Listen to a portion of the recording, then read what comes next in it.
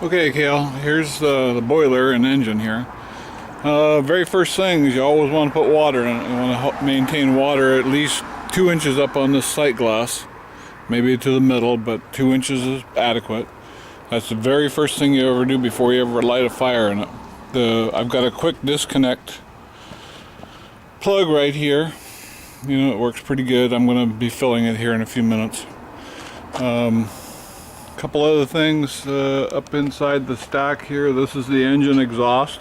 Goes up the stack, creates more draft. There are lifting rings down there. One of them right in the very center. Lifting ring comes up from the top of the boiler. Then there's another ring right here. This one that is has to do with the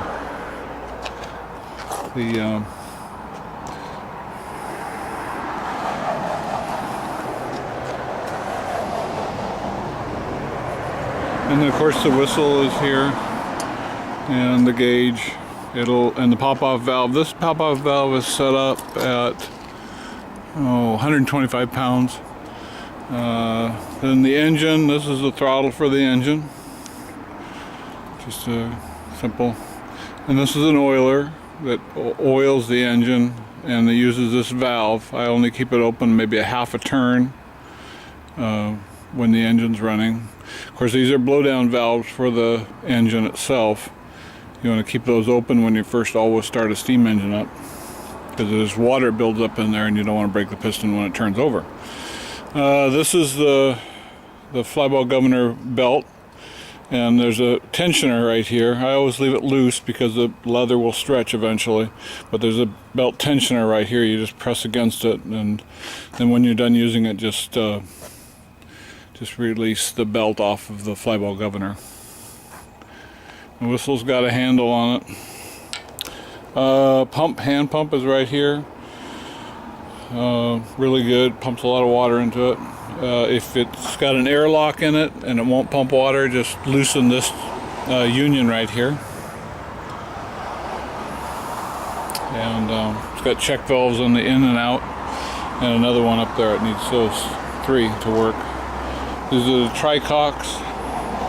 I don't use them at all. They're just pretty much for decoration. They always come on a boiler. And then of course that blower, the blower ring up in here. You can kind of see it down there. And the stack just slips on to the top of the cone up here. And that's about it.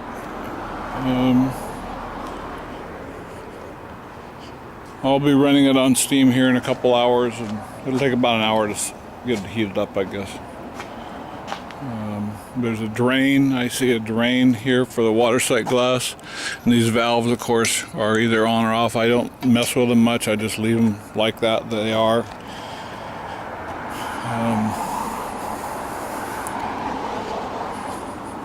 This is kind of an emergency oiler here. I just really take this little set plug out of here and put oil in there if I've kind of got it a situation where it seems like it's running dry. That's about all I use that for. And you'll need one of these lifting carts probably to get it out of your back of your truck. And that's about it. The firebox,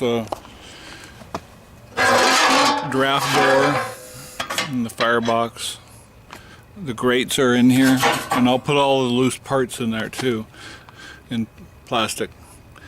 And I always leave the draft door open an inch or so, and just to build a good fire, and use some of the coal that I'm sending along with it. And get some more coal if you want it. That runs great with coal.